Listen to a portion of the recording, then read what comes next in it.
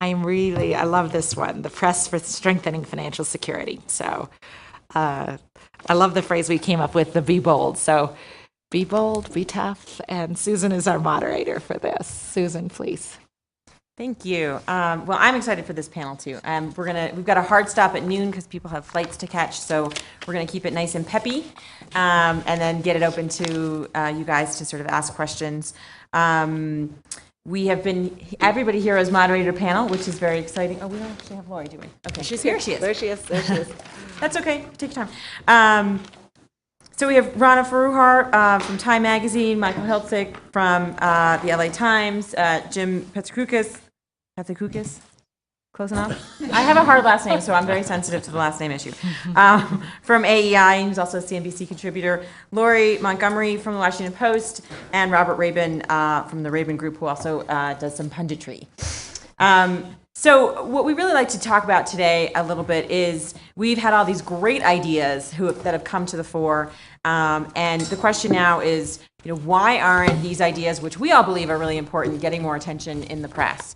And how do we think about starting to move forward with messages, getting the ideas out there? We've talked about, we have a priorities problem, that the deficit's taking all the attention.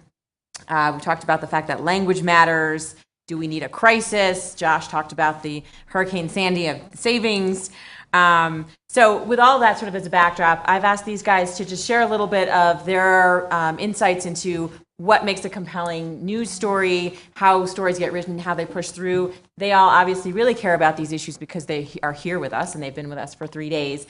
That's obviously not true of everyone in the media. And so how do you kind of push through with these kinds of stories? And I'm going to start with Rana and actually ask you to talk about your mobility cover story and kind of getting that sort of to the fore. Okay. Great. Well, so I'm a sort of a geeky, wonky person, so I've been covering sort of economic issues, macroeconomic issues for a long time, and I care really deeply about them, and I've always tried to seek out places and in particular bosses who support that, and I've been really lucky to find that. My boss, Rick Stengel at Time, is very committed actually to public service in particular, and he was very interested. He was my big champion on the mobility piece. But the truth is that we got a lot, and I got a lot of pushback on that story. It was very difficult to push through as a cover. We have a kind of a little bit editing by consensus process at Time where, you can come up with a great cover story. The editor-in-chief can even like it, but if, the other top 5 editors are saying, I don't know, it becomes difficult. So one of the things that was a challenge is, in general, when we actually ran some big focus groups for reasons of our own kind of design issues and editorial rejiggering issues right after the crisis, and we found that one of the things that sells is the word jobs. People obviously really care about jobs. As a matter of fact, that's the most important thing that comes up in a focus group. People, if you have the word jobs in what we call a head and deck and a title and the sort of display type of a story, that will make people stop and read it more than anything else, more than the byline, more than an amazing picture. They will read that. The flip side, something that's a little depressing, is that poverty does not sell. People will turn the page.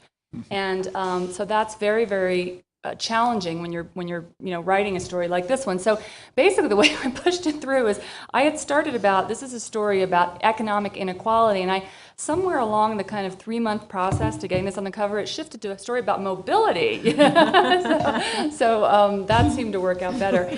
And we did eventually end up with it on the cover. And we also, and this is something we're doing more and more, and actually if people have ideas on this topic, please contact me. We're working with groups, in this case with a group called Opportunity Nation, which is a nonprofit that focuses on opportunity and mobility around America, and we did an event with them. So it's easier when you've got a very kind of somewhat wonky, somewhat earnest, cover story, to push it through, to have an event and something that will generate press around it is actually really helpful. It kind of creates a win-win, and it makes the ad sales people more excited. I'm being, sort of giving you the business side. I don't know if that's helpful. No, but that is helpful.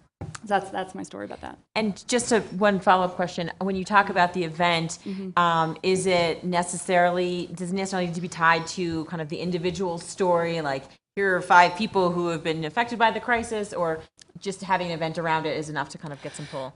No, we tend to actually not want to go too deep on the content of the story with the partner. The one exception is when someone, say, a Rockefeller Foundation, Ford Foundation, brings us an amazing data set, or Pew. We do a lot of work with Pew, actually. And they say, we're going to give you this data set, this big news research report embargoed, and then we'll work with them. But we tend to not get in the weeds with the reporting with people. Got it. Great. Okay, good. So I'm going to move on to Jim, who's doing a very different kind of writing deadline. He's posting 4 to 6 times a day on a blog. So Jim, tell us about how you think about the kinds of things you post. What gets the most traction? How you sort of define success? Well, defining success, two ways. One Not way the is middle level, page just views, and Yeah. the other way, hopefully, is Wait a minute, actually say that again? influencing. Page views. Yeah, Page right. views. We also like to influence people. Right. And actually, I had some things written down, but it really just sort of popped in my head. That I think approaching bloggers, economic bloggers, influential ones, can really, it's in a way it's kind of narrow casting, but I think it can actually have a huge effect. And I think a great example, to me it's almost stunning, is that and some people here may know him, but there was an economic blogger named Scott Sumner from Bentley University, which I had never heard of, which is in Massachusetts, I found out. And after the financial crisis, he started blogging about monetary policy, but he was saying kind of something very different than what you were generally hearing. And he got mentioned by other bloggers, but because what he was saying was, one, seemed to be very on target to dealing with the problem and how to avoid financial crises and how to deal with a very slow economy, other bloggers sort of began picking up other economic bloggers, and you have a lot of economists who are blogging, and from that really seed, I have every confidence has complete influence how the Federal Reserve today runs monetary policy, because that not only did it influence other bloggers, it influenced all the economists who read the blogs that eventually translated into the topics they were talking about at Jackson Hole at the Fed meeting, and I'm not sure we would have, and whether you like it or not, the current sort of Fed quantitative easing policy. If not for that, I think really one blogger saying something, he knew his topic, but saying something very different. So I think, and it was a big, but it was kind of a big idea. So when we've talked here about having a big idea, I think even though the blog sphere is constantly changing, still taking advantage of more traditional media organizations. I've sort of been in both worlds. I think I think that can be powerful. And so just to come back, to push on 1 second, so was it that he had compelling data that people hadn't seen, or that he put it together in a new way, or that there was sort of an emotional component behind? What made it a big idea? Purely non-emotional. Okay. That's something the blogosphere is that when I was reporting for U.S. News, you always like to have that good anecdotal lead, a great story. But the blogosphere, what really, if you have a really fantastic anecdote, that's great. But usually anecdotes are not, quite that compelling. But what's really compelling is a data point, an amazing chart. That kind of stuff goes viral. Yeah. If you could put together an amazing, and by amazing I usually mean frightening. That's better. A frightening chart. That people will repost that. They will tweet that. I totally agree. I'm just going to jump in and say please one do. thing. I totally agree with that. And even, scary, always good for the media, but contrarian, Yep. also really good. And, one group that I think does an excellent job is the Council on Foreign Relations, what's the Center for Geoeconomic Research? Right, I mean, yeah. some terrible name, but they do a kind of a weekly chart, and it's always something that you want to blog or write about. It's very helpful. And so specifically chart, though, so we're talking about visuals, not Yes. Super statistics. contrarian. They'll often take something and flip it, something that everybody's been writing one angle in the story, and they'll say, actually, look at this data point. No, it's this, and then they get flagged. Because I can tell you that when I get a report from either our think tank or some other think tanks, the first thing I start doing is I start flipping through, looking for the chart, looking for the pretty picture or scary picture, and it seems even like an economic study, I always look through the charts, and it drives me crazy and they have all the charts at the end rather than in the middle illustrating their point. So I think I think trying to think how bloggers think is extremely important, and just slightly be optimistic. because some of these ideas have been brought before and they really haven't, maybe they really haven't gone anywhere. I think someone said earlier that, there is that opportunity. At some point, there'll be some sort of opportunity, and you got to have all your ducks in a row and be ready to pounce on it, have some sort of plan. I really think that opportunity is coming up. Today I read a revision of the second quarter GDP report, which they downgraded about 0.6%, and that was after a lousy first quarter. Yeah. We seem to be having, perhaps a very slow recovery, maybe a permanently slow recovery. And I think at some point here over the next few years, there's going to be a much greater attention to what is fundamentally wrong with the economy. People are going to stop blaming, it's just the aftermath of the financial crisis, and we all know that after banking crises, economies are slow. People are going to say, well, gee, what is really fundamentally wrong with this U.S. economy? Are we going to be a 1% to 2% growth country for the next 30 years, or are we going to be more like we've had 3 and maybe even a few years before, which is a completely different financial situation? You have, mobility is much easier when it's 3 to 4% versus 1. So I think there is going to be an outcry for what is wrong, what are the ideas, and I think really pitching many of these savings ideas as also pro-growth ideas. That more savings is more investment. That will create more jobs. That will create those higher wages to make it easier for people to save. I think framing it in that sort of pro-growth fashion is very helpful. I think having state level experiments showing that this stuff really works. That's not just some guy in a think tank with a computer program and here's your plan. I think actually showing whether it worked in other countries or cross-country comparisons can be difficult. Proof of concept, yeah. Right, absolutely the proof of concept to show what works, what doesn't work. That perhaps that people's worst fears won't come true, because as I said briefly yesterday, when I tweeted about the automatic enrollment idea, that what I got back from people, and this may say something about my audience, but what I got back from people was, what? You're going to give me another mandate to save, and you know what's going to happen? Obama's going to raid the money just like they did like in Argentina or something. They're going to raid all these savings accounts. I think showing where it can work on a state level, where if this should happen in California and Jerry Brown doesn't raid the savings accounts, I think that would reassure people. Okay. So, Michael, this actually ties into a little bit of the points that you've been talking about, where you think that there's a lot of the misinformation is part of the problem we're having with breaking through. Right. Well, we've talked a lot over the last couple of days about the need for financial literacy among the public. I think what coverage that we've all seen about the retirement security crisis and my particular bugaboo, which is coverage of Social Security, is that there's a real dearth of financial literacy in the press. And it's the responsibility of all of us at this table, including those of us who are here on the panel, who clearly are committed to reporting well on this subject, to do what we can to improve that among our colleagues. Now, Lisa, I think, has heard me talk about how when you write about Social Security from an informed standpoint, it often feels like you're undergoing the torments of Sisyphus. And Sisyphus, if you know your mythology, was condemned to rolling a boulder up to the top of a mountain, and every time he got to the top, it rolled back down again, and he had to start all over. So I know there have been occasions when I've spent days, weeks, months working on stories, trying to get across the idea that Social Security is not in the red, it's not going bankrupt, it's still in surplus this past year to the tune of $54 billion. And then Martha Raddatz moderates the vice presidential debate, and she says, she asks the candidates, well, what are you going to do about the fact that Social Security is broke? And they both, Ryan and Biden, both nod their heads and say, well, good point, Martha, and I feel like I have to roll the boulder back up the hill.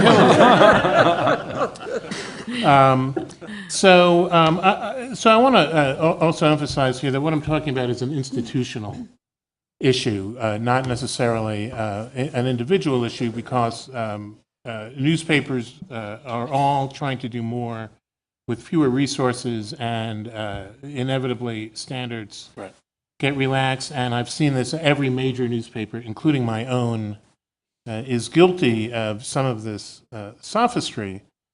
So basically the way I approach Social Security is that to write about it well there's an educational process that you have to undertake as a journalist. What you have to know is how benefits are calculated, what replacement rates are, what it means that there's a bend point and where those are, the average benefits, the maximum benefits, and all that. You have to be familiar with the trustees' reports, and you have to read them every year, so that you understand that although the trustees are said to project that the trust funds will run out in 2033, that's one projection, and they actually make 3 every year. In fact, if you count the stochastic projection at the back of the book, they make 4. And that some of those projections say that the trust fund will never run out. Now, you have to understand the difference, what the basis is of those different projections. They have a lot to do with economic growth, which puts pressure, puts a premium on getting economic growth and job growth. Now, Michael, that's a pretty high bar. Well, just to be you know, expecting it's- somebody to be reading the trustees' report and really have that depth of knowledge. Is there something that to the point Michael Barr made earlier, this level of conversation is probably not where we're going to engage the entire press corps. So is there something that we should be thinking about That's fair doing enough, here? but there's a lot of material out there that properly digests the trustees' reports. And in any event, if you are going to write about Social Security, it's your responsibility to know this stuff. Not only the trustees' reports, but I would go further and say you need to be familiar with the Committee on Economic Security report of 1934 and the debate in Congress and the testimony of Ed Whitty of Wisconsin, back when Wisconsin was a progressive state, and Francis Perkins. And the reason you need to know this stuff is because that stuff gets misrepresented all the time. And if you're not prepared to understand where the misrepresentations are, you can't report on this. You're going to repeat these misrepresentations, you're going to mislead the public, and you're going to put all of us behind the 8 ball. You're going to do a real disservice to your readers. You have to know, for example, that when Alan Simpson, who's regarded in Washington as a crusty old truth teller for reasons that I simply have never been able to fathom, when he says that when Social Security was founded, the founders set the retirement age at 65 because they knew that most people died at 63, so they'd never have to pay off. You have to be able to say that's not true and access the testimony from Whitty where he said there are 8 million Americans today over 65, and by 1960 there will be 12 or 15 million. These are people, they are always going to be with us, they have to be cared for, and this is the way we're going to do it. You have to be able to cite that back at Simpson, and you also have to be able to know, to point to the vital statistics of the United States, which are published, that show that, in fact, in 1935 and 1940, the average life expectancy of somebody who reached the age of 20 and thus was entering the workforce and beginning to pay the Social Security payroll tax, his average longevity was up to 70. So you have to be in a position to say to Senator Simpson, are you ignorant or are you lying? Because those are the only 2 options. And if you don't, then you are not doing a service. You're not doing a journalist Do service. we all in this room here have a role to play in helping to Yes, educate financial I journalists? think that's absolutely on point. We all have a role that what we need to do is we need to hold our journalists to a much higher standard than we have. We have to make sure that it's understood that this program has its own revenue stream, what those are, that when people say there are only IOUs in the trust fund, that we can document that that's a lie. 24 hours ago, in my email inbox, I got a rocket from the Peter G. Peterson Foundation, which said there are only IOUs in the trust fund, and it means $2.7 trillion is going to have to be borrowed. We can't sustain this. You have to know that what that means is that they are saying that payroll tax revenues that were raised from workers, working men and women since 1983, that have been put into that trust fund and lent, not spent, lent to the U.S. government via treasury bonds to pay for national defense, infrastructure, a tax cut for the top 1%. When you hear it said, you have to know that when you hear it said, it's only IOUs, the sound you're hearing is the 1% saying, we're not going to pay you back. And that it's a lie. And because journalists, institutionally don't have these facts at their fingertips, we're not doing our jobs, and we are allowing the story to be told wrong. And it's everybody's responsibility to know this stuff and hold journalists to a higher standard so that the journalism profession can hold the enemies of Social Security to a higher standard. One major basic point, and then I'll be done, is that if you know this history and you've studied it, what you really know is that all of the criticism of Social Security, going all the way back to 1935 when it was founded, the 1936 presidential campaign when Alf Landon ran on a platform against Social Security, and we know what happened to him. All of the criticism of Social Security is basically ideological, but it uses the vocabulary of economics and fiscal policy to make its point, and that if you don't understand the history, you will be misled as a journalist into thinking it is about economics and fiscal policy, but it's not. The ideology has never changed in what is now 78, my math right, 78 years, 7 or 8 decades. It's always the same. The numbers change, but it's ideological, and that is the story we have to make sure we are telling and telling as truth. Great. Lori, so you brought up the point yesterday about there is no kind of human face of this problem right now. You talked about the woman splitting her pills in half that help move Medicare Part D. So talk a little bit more about kind of putting a human face on this and maybe some ideas for where we can pull some of those stories to get some good narrative. Yeah, I thought I would talk first about, there's a lot of frustration, I think, in this room about the focus on the deficit and why there's so much focus on the deficit. And, part of the reason is it is a defining, not only is it defining sort of what's happening in Washington, but it's defining the political parties right now. It had a lot to do, these issues, what are we going to do with taxes? What are we going to do with entitlements? Our presidential campaign was all about it in 2012. So this conversation is what's happening in Washington. And,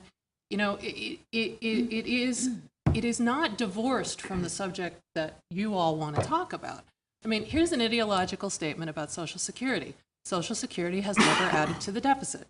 That is an ideological statement. It is adding to the deficit. It is currently adding to the deficit. And the payroll tax cut that helped the economy added even more to the deficit because we had to backfill on Social Security. So while it is true, and I will agree with Michael, that it is very unlikely that Treasury will not repay those bonds, which, as Josh told me, exist in a file cabinet in West Virginia and are not just IOUs. The money has to come from somewhere. And if we are running deficits in the federal government, and granted, the problem is becoming much smaller, and I think this issue as a political issue, as a news issue, is starting to fade. If we get through this debt ceiling, sequestration mess in the fall, we can start to turn to these broader issues. But I think the thing that's missed when folks like David Walker and Maya McGinnis want to talk about the long-term entitlement problem is they're making a very simple and true statement, which is we as a nation have a retirement system that we are not currently paying for. And unless there's some huge change in the rate of growth, we are going to run into a lot of trouble in about 10 years. Now, Damon told me yesterday, why deal with the problem now when growth might make it all go away, and maybe he's right. But, nonetheless, I have been wondering why somebody doesn't turn this conversation, now that the deficit's coming down and the crisis is sort of over, into a broader conversation about how exactly we do secure people's retirements, how exactly we do shore up Social Security, how exactly we do shore up Medicare. And that, I think, is a big opportunity as the crises in Washington begin to fade. Now, how do you do that? I totally agree with Rana and Jim that compelling data is the way to get stories on the front page. you have to have something really surprising that you can illustrate to show people how society is changing. Like, I was very surprised to hear Deborah talk about how, more foreclosures are skyrocketing among people over 75. I was surprised that half of all people die without assets. It's like learning that, some enormous number of us will die hooked to machines in hospitals. It sort of changes your view of what's going to happen to you when you get old and becomes a very personal story to tell.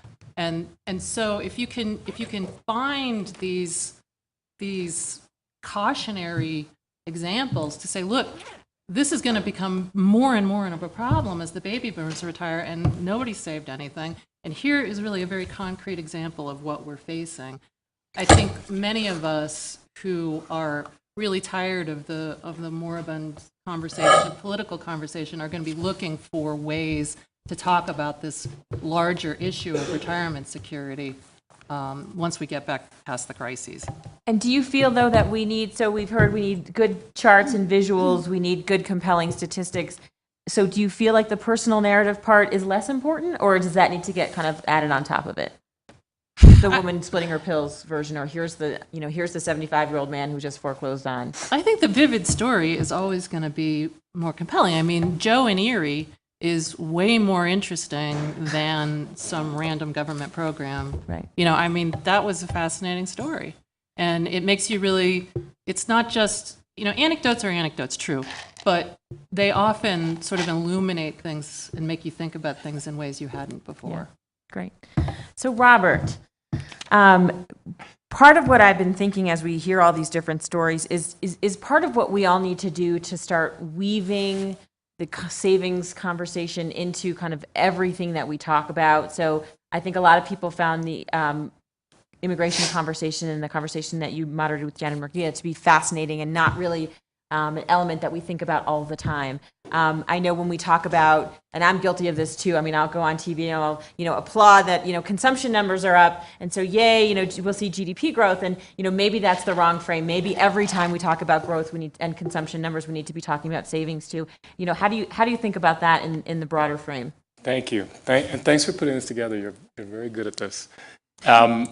So I think in our business, and we're in the content creation business, working with you and people like you to get out there, what we think the right narratives are.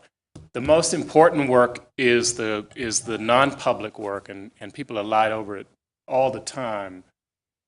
It's the quiet work internally to figure out who your audience is and what you want them to know. And everything I've heard is accurate. And I took notes and I agree with it with the diagrams and but it presupposes that you know whom you're talking to, what they already know about the issue, and most importantly, and people like Phil and Kevin are in this business every single day, what do you want a defined group of people to know or do? And I think this gets harder, what we're talking about and how to talk about savings, not only because so much of the language is inchoate and not terms of art. Financial literacy, poverty, access, assets, lockbox, trust fund, except for most of the people in this room, infinitesimally small numbers of Americans have any fucking idea what you're talking about. Which is why it's so susceptible to manipulation.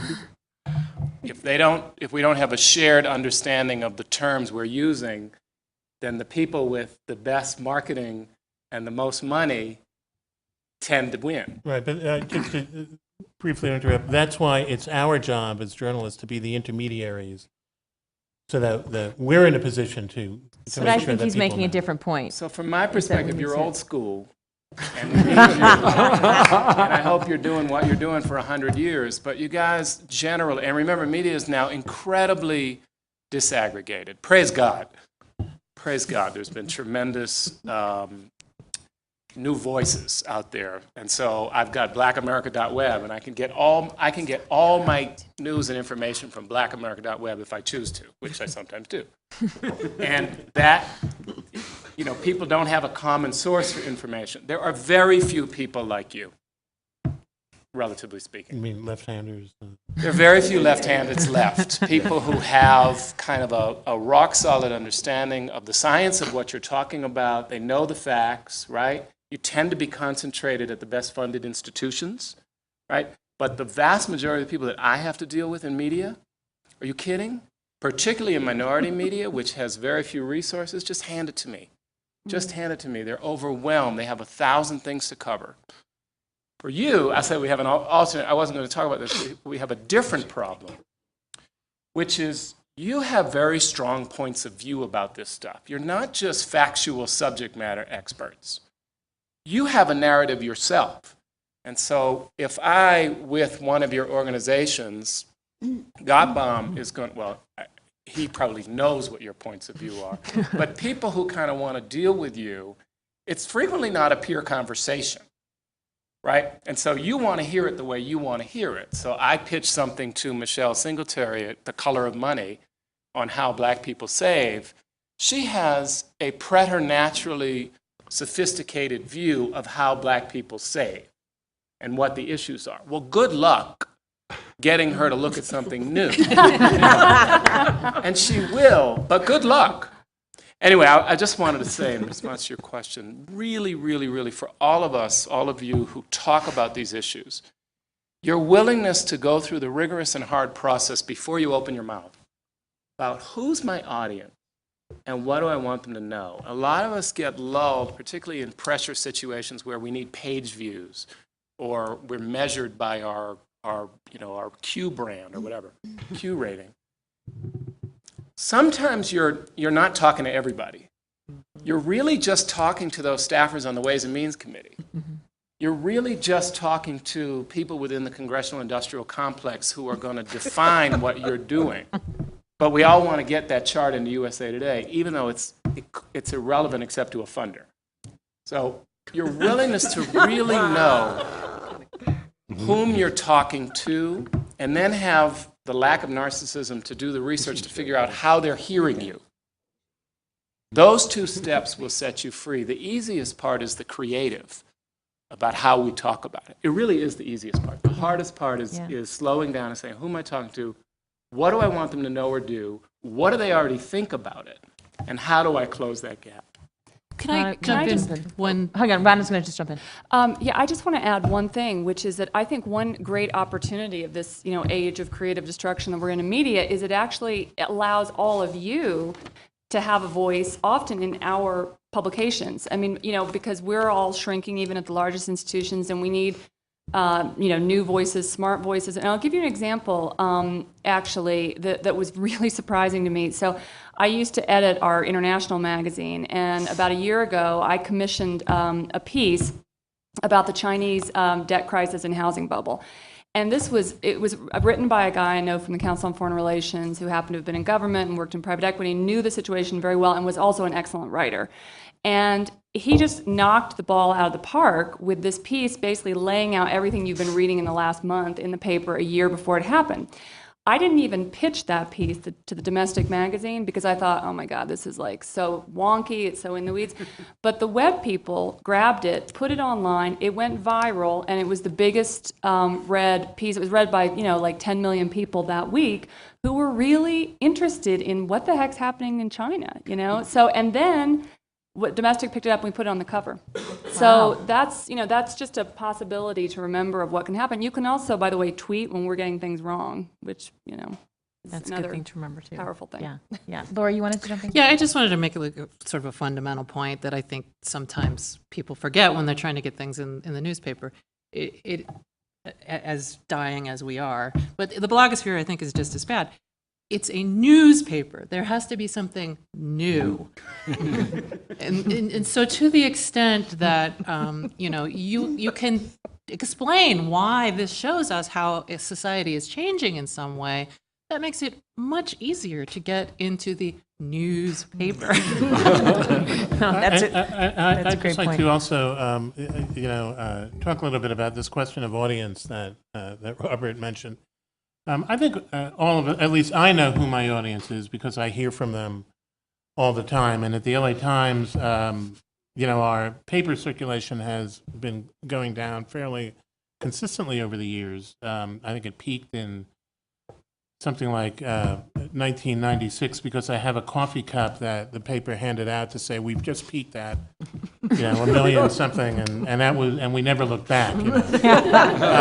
But we have more readers than, at the LA Times than we've ever had in history because we go out on the web, and at the moment it's practically speaking, for free. So when I write on any subject, sometimes I'll start getting emails or comments or responses of one sort or another the night before it appears in the paper from all over the country, sometimes all over the world. And when I write about retirement or Social Security, that always gets an enormous response. I get emails by the hundreds. I get comments on the website by the hundreds. Some of them emails generally more intelligent than comments, but that's sort of a chronic problem. So we hear back. We know because of this feedback that who our audience is and how they respond. And when I go to my editors and say, I think it's time for another Social Security story, in the old days I might have said, well, you just wrote about that 6 weeks ago, or can't you find something? Now they say, as much as you can give us. Wow. Give us, because we know Social Security is a big, big deal for our audience. Now, in terms of the fragmentation of the media, yes, there are all sorts of blogs out there. You can call it old school. You can call it, so old that they tore down the school that, and built the old school. That,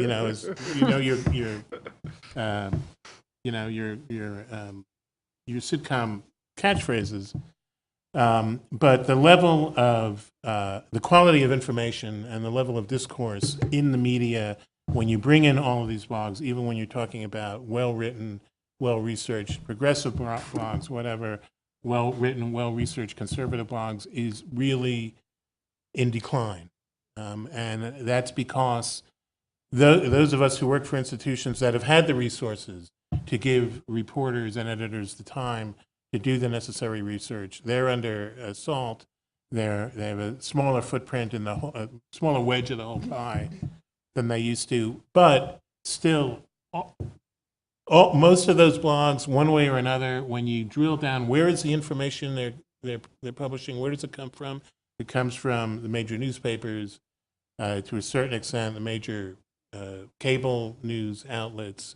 We are still the source. We're expected to be the source of the most credible, responsible information. Right, but it's not all on the same level. That's why I'm agreeing with you, but this gets circular. It's a function of who your audience is for the information. And so for those people who rely on substantive analysis and facts, you are crucial. And for a big swath of the American public that isn't necessarily motivated by facts or rigorous analysis, you're less crucial. And so it really is a function of what do you want. If you're running a policy campaign, you want to change policy. If you're fairly confident that the policy can be changed by a closed circle of men and women in Sacramento or Washington, it's frequently it doesn't matter what the vast majority of people feel about it, unless it's going to get demagogued.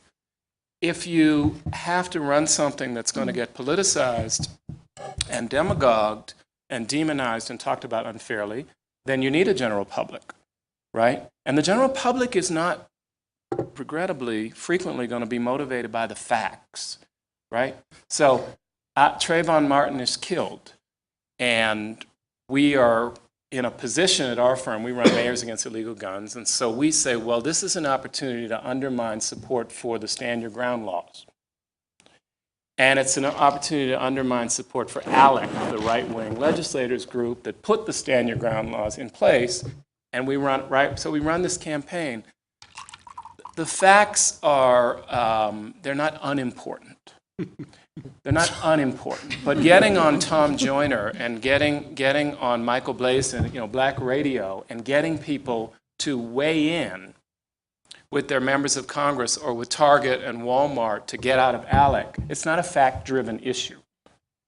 It's about symbolism and imagery and totems, and right? Well, and And you know, that's not your world. Well, no. hang on, I mean, hang on, that's- wait a that's second, Michael. Fair enough to say, but the fact of the matter is that the reason you have a campaign against Stand Your Ground law, the reason you have a campaign against, in favor of gun safety and gun control measures is because you have facts as to what the implications have been of Stand Your Ground laws That's right. and of unrestricted gun ownership and gun purchases. So the campaign starts with facts.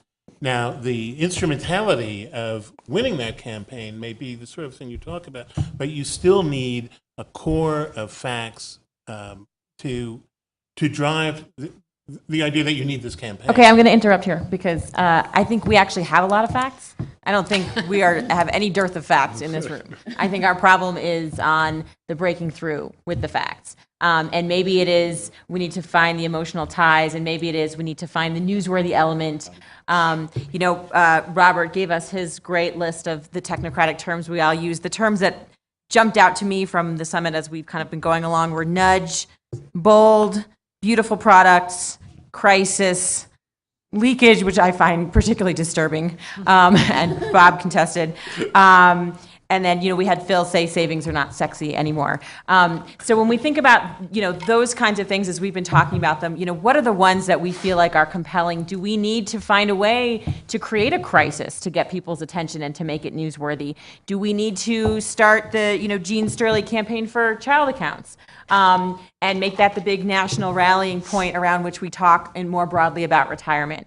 How in terms of how giving advice to this group about what feels compelling to you guys, thoughts? Well, I think campaigns are always sort of interesting. A call to action of some kind, backed up by fact, obviously. But I actually agree with something Jim said earlier. I think that folks are tapped out with the usual narratives post-crisis. We've had the debt debate, we've had the recovery stories, we've had the consumer spending stories, and I think we are at this turning point, which a lot of us have believed we were at for a long time anyway, where there are some really fundamental things that are broken with the economy, and they have to do with globalization, they have to do with technology, they have to do with wages and wage stagnation, which, by the way, interestingly, is starting to. I speak to a lot of high-level investors, hedge fund guys.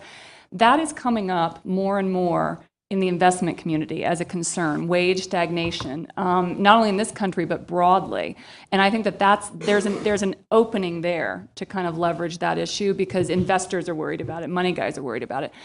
So I think that people are looking for the news story, and if you can put it together in interesting ways and connect those dots, I think that actually in the next year there'll be an opportunity. I also think that there will be a narrative in the next year about the U.S. is back, so everybody will do that story, and then there'll be an opportunity to come in and say in a contrarian way, actually, what about this, with your data point, with your chart.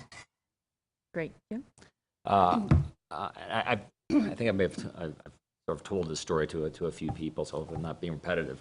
One thing I spend a lot of time doing is talking to other, I guess what's been dubbed sort of like, reformer conservatives who, I'm sort of unhappy with sort of what the center right sort of economic agenda has looked like, and we think, how can we get our messages through? Listen, we certainly would love Democrats to pick it up. We would love Republicans to pick up our ideas, but getting it through to Congress, who seem to be kind of stuck in the exact same ideas. It's like the election never happened.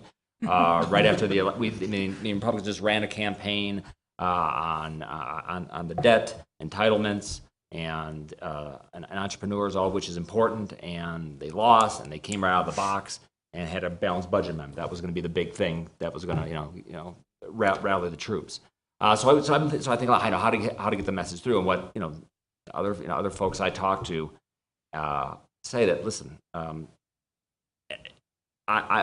one person you really need to influence is getting a presidential candidate to pick up whatever our little hodgepodge of ideas. Find the president, and that seems like, boy, that'd be great if we get a presidential candidate, because we've been talking here about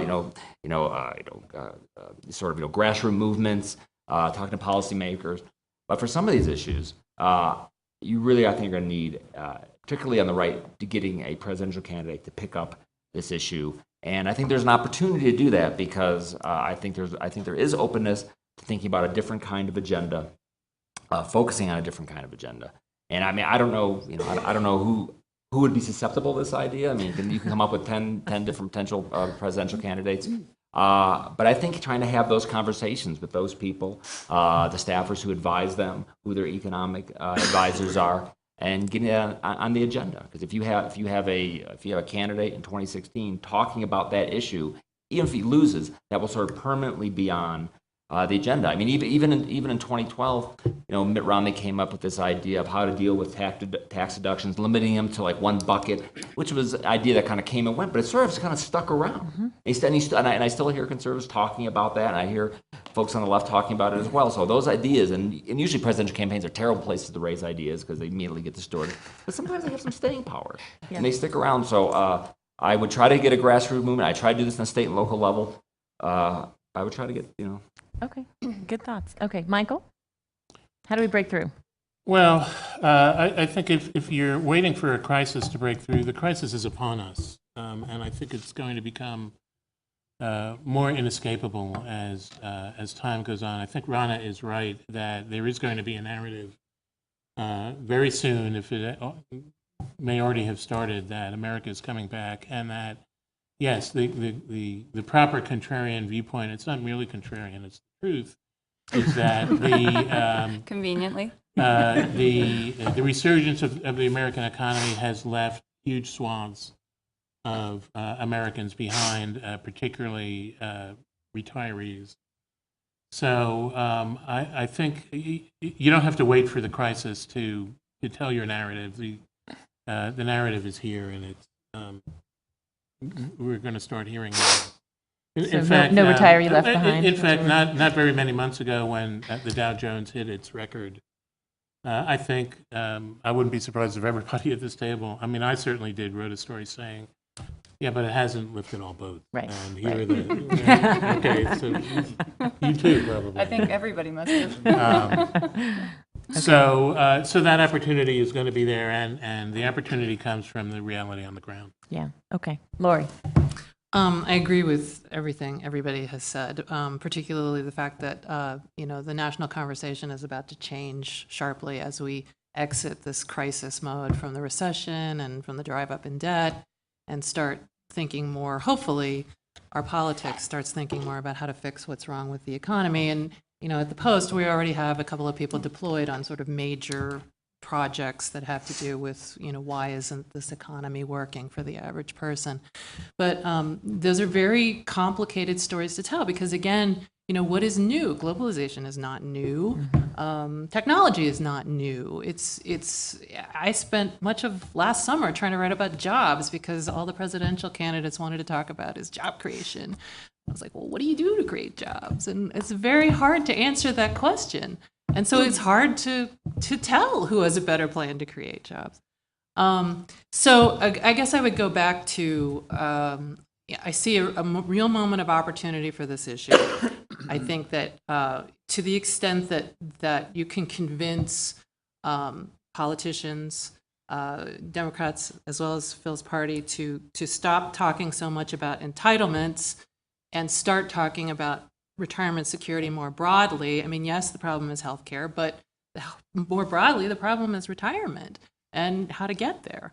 So, I think that if we start to focus on the ramifications of an aging society and start to try to make that very vivid to people, it makes all of these other conversations, including Jean's idea about child accounts, it just puts them in a context that makes it much easier to have a dialogue about them. Okay. Robert, do we need to push harder on the crisis? Do we need to push harder on the hope part of child accounts? Bring us the truth. I'm bringing you the truth? Oh, wow. I don't know what you need to push harder on. I'm sure there shouldn't be unanimity on that, or maybe even consensus. People have different policy issues they're working on. I think the crucial part of breaking through, as you've heard me say twice, audience is crucial. Who am I trying to break through? Sometimes I just want Senator Elizabeth Warren to do something, an audience of one. Sometimes it's, I need Wall Street to have a different view of carried interest. it's a broader audience, but it's actually a herd mentality, and it's kind of getting in there so that they're talking to themselves. These guys are talking to themselves about that. If it's the general public, you need a lot of money. I think the general rules are crispness. Very specifically, what are you saying and what do you want me to do? Really helps. Not presuming that the audience knows nearly as much as you do and just takes it for granted that, poverty's bad. Right. And tenacity or passion trumps general interest. Unless the tenacious and passionate person is marginalized because they're nuts or some other reason, tenacity and passion trumps general interest. So it's not about how many people want background checks. It's in a political system where if you're relying on a political system to change policy, tenacity trumps. So Nicholas Kristof's amazing obsession with Cambodian child sex workers is a gold mine of communications for those organizations working on it. It didn't matter if another newspaper carried it. He has an inexhaustible, or Bob Herbert on Stop and Frisk, and you can point to different people who have ink and eyeballs who really take something on. That can be fantastic. So abandoning the notion that everybody needs to know a little bit about something and going with tenacity and passion, That's great. that's crucial. Great advice. Okay, so we're going to open up to questions, and I promised we're hard stop at noon. So, Jeremy, I think I have a question. I would like to associate myself with Robert's remarks. Is that the term of art at Aspen events? And the US Congress. But to twist them slightly, and apologies to the room for the few people in the room who've heard me give this rap before. Coming to a place like Pew has been, in many ways, a very much of a learning experience for me. And one of the amazing pieces about it, which is unfortunately not that replicable, is that it really helps to have a $5 billion endowment, because having that kind of endowment buys communication staff. And this is Robert's point, right? Which is, we spend a lot of time thinking about how to tell our story, drawing our story, pitching our story, and the point isn't everyone should be Pew. The point is, historically within philanthropy and within the nonprofit community, communications, messaging, understanding how to get stories in the media is given second shrift wouldn't even begin to describe it, right? It's just not what we funded. And I say that as a former, basically a grantor when I was at AID. We fund programs. We want people to get a service. We don't ever stop to think about how it is we drive policy with sophisticated messaging, understanding whether we're pitching Elizabeth Warren or whether we need a grassroots movement. And I guess this is a call to action for philanthropists that are no longer in the room to really think hard about how it is that we begin to value that as a piece of the work that all of us are doing. That's a great point. Can you tell them how many people Pew hires? Yeah, Kathleen's heard this rap before. We had this kind of fascinating day-long conversation between MacArthur and Pew. Similar organizations with, well, obviously they're a traditional foundation. We're not. They have 2 communications staff. We have 100. Wow, 100. Yeah. As I was saying, again, I rode the train in the other day with a woman who I just met who's an illustrator at Pew. We have an illustrator on staff. More than one, it turns out, to my great surprise. And again, the point is not to be Pew. It's a luxury to be at a place like that. The point is that there's a reason that those stories get picked up. And it's not that shouldn't be the bar, but the point is we all have to think about having that be a really key. It's not just about, not to pick on Bob, but it's not just about the universal account in San Francisco. It's about how do we tell that story? And are we dedicating actual program dollars to thinking about telling that story? And who are we trying to tell the story to? Is it state legislators? Is it federal legislators? Is it the mayor? Is it the treasurer? Anyways. That's a great point. Kathleen? So I think, and I ask all of you this too, the story is important, but there's a sort of a meta-narrative that is going on in our country right now, or two competing meta-narratives. So the story that we tell has to fit into a larger story. Otherwise, you don't understand it or it doesn't make any sense. So I think one of the challenges that we would face is think, what is the story we want to tell, and what meta-narrative are we associating ourselves with? And if there are two larger narratives, maybe you have two different stories to fit into. And anyway, I love that Lori's nodding at that, but maybe you want to say something about No, I agree with you. I mean, I think that's what I was trying to say, maybe not as articulately as you just did. It's like, you write a story about child accounts in San Francisco and it sort of comes out of nowhere, and no, they're not going to put that on the front page. Like, why would we put that on the front page? But if there's, I mean, people are worried about debt writ large. It plugs into so many anxieties. It's wage stagnation, why we have to go into debt, I can't afford college. I mean, it's all these things that are on the radar, but they haven't been channeled into a larger conversation. And in our political system is just focused entirely on government debt, and which is also a problem. But I think that John said earlier that we have to change the sort of the narrative between saving and consumption. And that's really hard for journalists to get at, even people who have the luxury of time. So to the extent that you can start this conversation about how society is leaving people behind, they're pushing them into debt. I mean, there was a story, not to mention a competitor, but it was a great story on the front page of the New York Times the other day about these people being forced to take their pay on those prepaid cards and then getting charged for when they didn't use them. I mean, that's like, what's happening to us? So, obviously that's one place to focus is papers that have reporters who are already dedicated to these ideas. But I do think that there's an opportunity as we get away from the crisis that we've been, occupied with to start this larger narrative about how to fix these issues in society. And so maybe the question is, even if we're only speaking to an audience of one, we still need to take whatever small policy program we're working on and fit it into a meta-narrative. Is that kind of the... Yeah. Okay. Lisa. So I would like the panel to tell me, all of you, what your view of the meta-narratives are. I assume by Kathleen's question, we think there's a couple of them operating.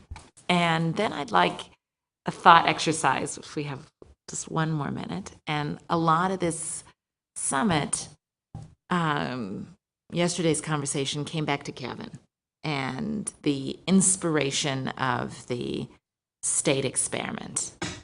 And I guess I'd also like to push you to help us think about how you would best tell that. And maybe, Robert, answer the who do you think, just gamble with me and tell me if that kind of story of what Kevin's up to is most provocative to the congressional complex that you mentioned, or if it is more animating the USA Today readers, or whoever. So meta-narratives, and how would we tell that story?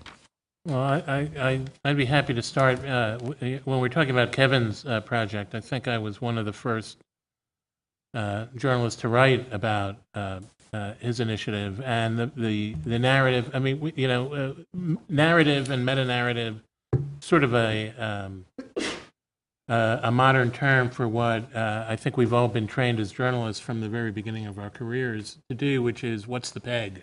What's the news peg of this story? Peg. From the very first story I ever wrote to the most recent one, it's always the goal of writing anything is fitting it within its sphere of significance. Now, today we call that a narrative. That's fine. But to me, that's sort of a change in vocabulary, not a change in approach or reality. The narrative today, the news peg or the narrative when I wrote about Kevin's program was that one meta-narrative, of course, was income inequality and its discontents in the United States. Another one was certainly the imbalance in opportunity for retirement security at all sorts of different socioeconomic strata. So I think I think the meta-narratives, as I said, in a slightly different context a couple of minutes ago, are before our eyes, and I think we know what they are. I would just add another aspect to this, which is that as a journalist, that's the way I approach the meta-narrative. It's to fit my stories within the news, the themes of the day. I don't run campaigns. I'm happy when my stories get picked up and become the core or the raw material for a campaign that Robert might run, because that's what tells me that I'm making a difference. And so, we do different things. We have different professions, but we really are all on the same page. I'll jump in and add. So I think that there are different kinds of meta-narratives. There is the daily high-speed data meta-narrative, which basically tracks, the daily headlines, and that is that America's back and the recovery is happening, and what does that mean? And then there's the deeper narrative, which I agree is about bifurcation. It's about economic inequality, and I think globally it's actually about the shrinking and destabilized middle, which interestingly is the same in all the major economies for different reasons. I mean, the U.S. and China actually have a ton in common in terms of their core economic problems with, in China, a middle class that has become more entitled but is stuck and is becoming upset because of that and all the things that go with that. And here, a middle class has been stuck for a long time and there's discontent. So there's a lot of connective tissue to work with. And I would just add another point, which is that something our readers really like, and my colleague Fareed Zakaria writes a lot about, are comparisons between what's happening here and what's happening internationally. There's this kind of idea that nobody likes foreign news. People love foreign anecdotes if they're related back to the U.S. Best practices. How did Denmark get it right? What's happening in China? Why should we care? How do we compare to the rest of the world? We're very anxious about how we stack up, and so that's always an interesting thing to be able to bring to the party. That's a great point. I don't know about the meta-narrative today, and I think middle class, struggling is very powerful. My friend Michael Barone said, and I think it's good, that there's sort of two powerful, throughout the decades, streaks in America. One, America has this very wide populist streak. It has an even wider aspirational streak. And I think stories, I realize this is called the Financial Security Summit, but I think framing these issues in terms, and the image of the ladder came up, and I think that, to me, that's what's actually going to stick with me, is the idea of the ladder, and where is that ladder? Where is, because that's aspirational. Is the ladder, I think the problems with the ladder, some of the rungs are broken, perhaps it's shorter than it used to be. So I think, so to me, that's sort of, I don't know, I think that's an image I'm going to be returning to. That's great. Lori? So I agree with Rana's point with what the narrative is. I mean, it's a narrative that's been out there for a while, and I think it's going to resurge. And again, as I mentioned, we're struggling to deal with it. But specifically to Kevin's legislation, I've already made plans to meet with him in LA and write a story.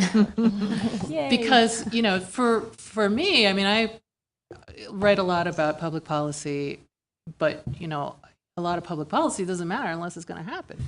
And so, the thing that is compelling about what Kevin is doing is that he's starting a movement that has been eluding Washington. We've now got activity in Maryland. We've got activity in Oregon. It's like this response to a problem that is actually starting to happen.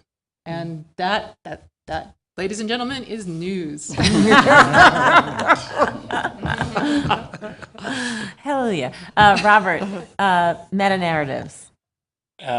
So, And how do we tell the story? yeah, what my colleagues have said, definitely, it seems like the major obstacle, whether you're on the left or the right, when you're trying to change something around fiscal policy, is this collective notion we can't afford it.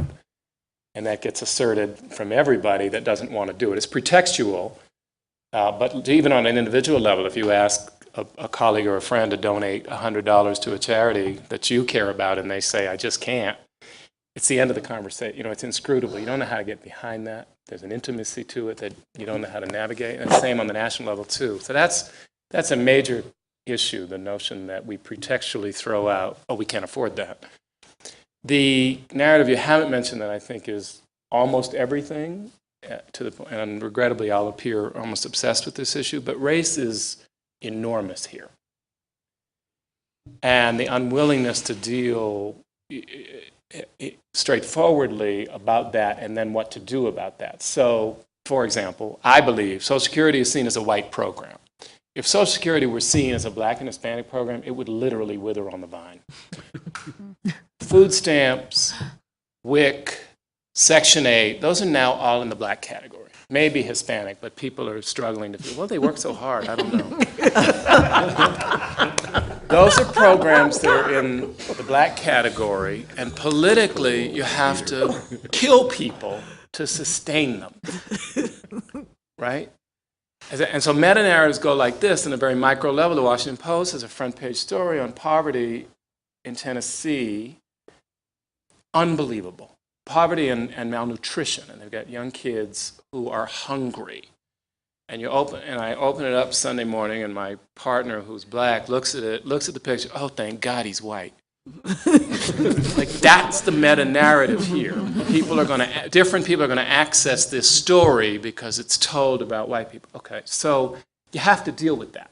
Actually, I think that's an excellent point. I will just say one thing. I said earlier that poverty doesn't sell, but it just occurs to me, we did a big photo spread of poverty in America last year, which was very hard to get in the book, but I think one of the reasons it did is that it had a lot of white people in it. I think and it probably was, a little surprising because of that. And I think the tactical, maybe strategic answer to Lisa's question, which is, what do we do? So you have defined public policy that you want. You've got Kevin's stuff, and you've got child savings account, and you've got all the wonderful undocumented children in San Francisco with their accounts. And God bless you.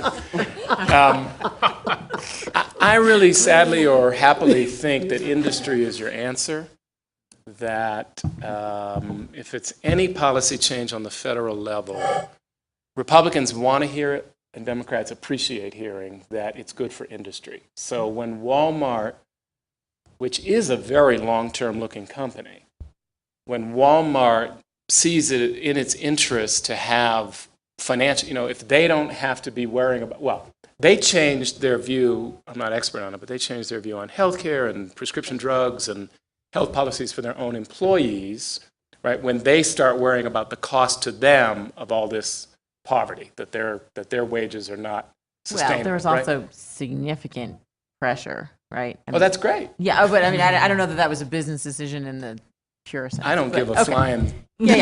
how they got to it. I'm delighted, and whatever it takes, keep going. When industry comes to members of Congress and says, we need this, we want this, there's frequently unlimited money for that. If you need a tax credit for a new plan out of your industry that also helps the middle class or the working class, that doesn't seem to be strapped. So that's what I think is going to be successful for the kinds of things I hear you talking about, finding a way that it works for some sectors of industry for hopefully good reasons, and supporting that and having the left come in and agree with that.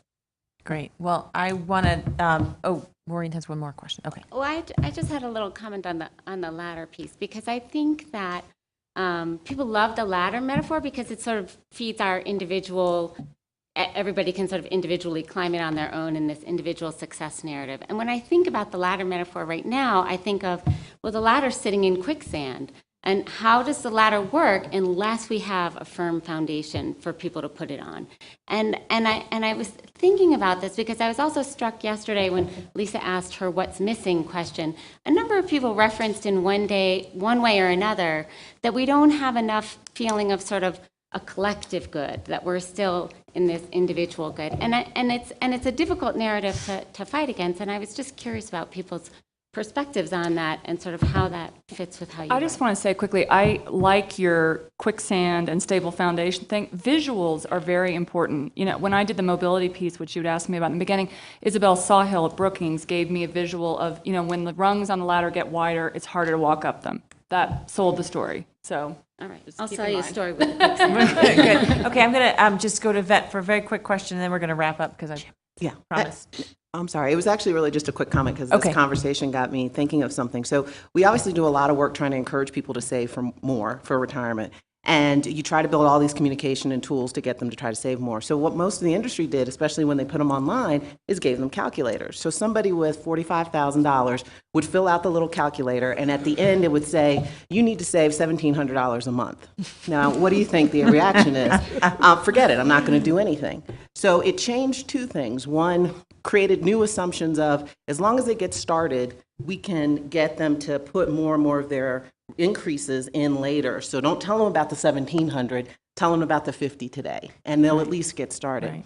But it also changed the messaging, and as I was staring at the sign that we're using, that the marketing of fear doesn't work. It just gets people to stop.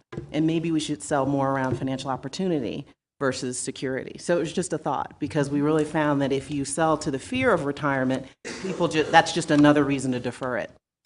So that was just my comment. That's a great point. Okay, I'm actually gonna, because people have to catch planes, so I'm gonna wrap us up, even though I feel like we're having a great conversation and I hate to do it. So I want to say a personal or group Aspen IFS thank you to you guys all here, because you are here and you stayed and you engaged with us and you care about these issues and you're writing about these issues, and we all know how incredibly important that is. So I want to say thank you to all of you guys for the work that you're doing and for being here and for a great panel. And then Lisa's going to wrap us up really quick. So thank you again. And this was a very fun way. And not just you, Robert, everybody was fun.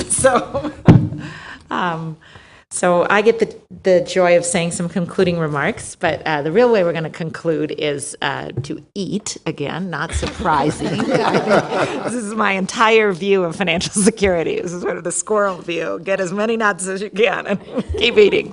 So we are going to have lunch, and Pamela, it's here today. So we don't even have to leave. You don't have to get wet. You can just you can graze from your very own Dora Hosier Center. My appreciation for this group and even the folks that had to get on planes is deep and profound, and I thank you very, very much for attending. As I said when we started, this is the kind of discussion that every one of you is invited because you have something to contribute. We are all in this ship, and I am convinced it is sailing to the good destination, even though we hit some rocks on the way. And I really thank all of you for being here. I want to say a word about where we go in IFS. Actually, we take a bunch of boxes back to One DuPont, but beyond that, we do take this discussion mostly in Washington. And unless someone changes our mind and we have to do Aspen events with Kevin in Southern California, perhaps in January, we mostly do our work in Washington. And we have settled that I think it comes from my 13 years funding the demonstrations and producing the data. My sense of where we needed to be was to take these experiences back into Washington and to reveal more of the consensus points and the industry and the people who were closer to agreement than maybe it was possible to see, and take what was happening at the Kevin level. So for now, that's the role IFS plays. We still do believe that our highest and best use is talking to a group that matters in DC that can move the needle eventually. And I love the people that try to take me off this track, because they all have a good point. But for now, I'm here, and really, really feel that the reason we do nearly monthly events in Washington is for that purpose. There is an elite that we'd like to penetrate, and we love mixing it up. In another week and a half, July 24th, we're going to do a great event called What's at Stake in Tax Reform with Retirement Security. And it's leaning so far to the right, I'm a little worried. It's Congressman Paulson is going to be there, who is part of the House Ways and Means Committee from Republican of Minnesota, Doug Holtz-Eakin, Aliyah Wong of the Chamber of Commerce, Christine Marks, Brian Graff of the Association of Pension Professionals. I will be there, and thank God Congressman Neal agreed to come. So, but it's evidence of what we like to do. We like to show industry voices. I will always be a voice for Americans running their way up the ladder, and we like to show the seriousness. And we do just dragoon until we get a member of Congress. Phil was my go-to guy until he left the wonderful halls, and we may still bring you back. But so we do try to do this with members. So look for us, join us on these things, help us on our things. We will also continue to use the quiet space. I'm very thankful for Colorado AV and for putting this on tape and allowing us, for you all, to allowing us to use your voices as we try to summarize this event.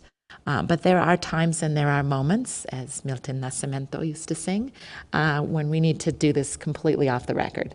And we do that. Aspen has plenty of venues, but Y is one of my favorite, just an hour out of DC. And we take the conversation deeper and quieter, particularly on things like retirement savings. And that's been a joy to lead some of those sessions. And they've been really well attended by Rs, Ds, lobbyists, activists. We put everybody together and we pass ethics, and we just spend 24 hours together and see what we can come up with. And I want to continue to do that. So I wanted to give you a little shape of what's ahead in our year.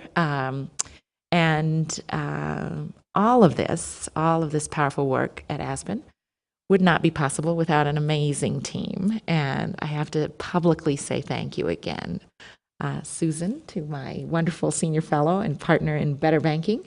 We're thrilled about your brewing work and just so thankful you took a risk and came with us. So thank you very much. And to Bob, my erstwhile senior fellow, who never gives up on me and continues after years of being in the back halls and back rooms, reminds me what Washington really is like, especially after 5, and has been a wealth of insight, even though now he wants to write, respectable white papers and things for us. I just thank you for that. People have met well.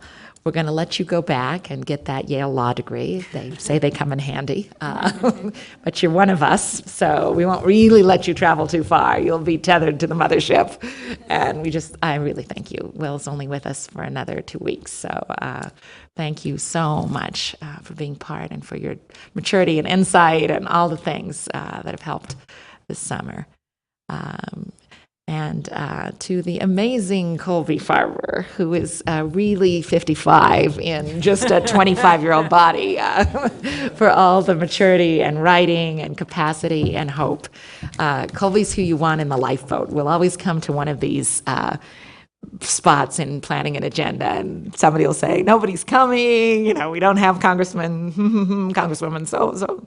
And Colby will say, yes, but we have so-and-so. There's always a glass half full with Colby, and she'll buck us all up and then brilliantly lead us to the next stage. And you're already a leader, but I'm very glad you're helping me lead IFS, so many, many thanks.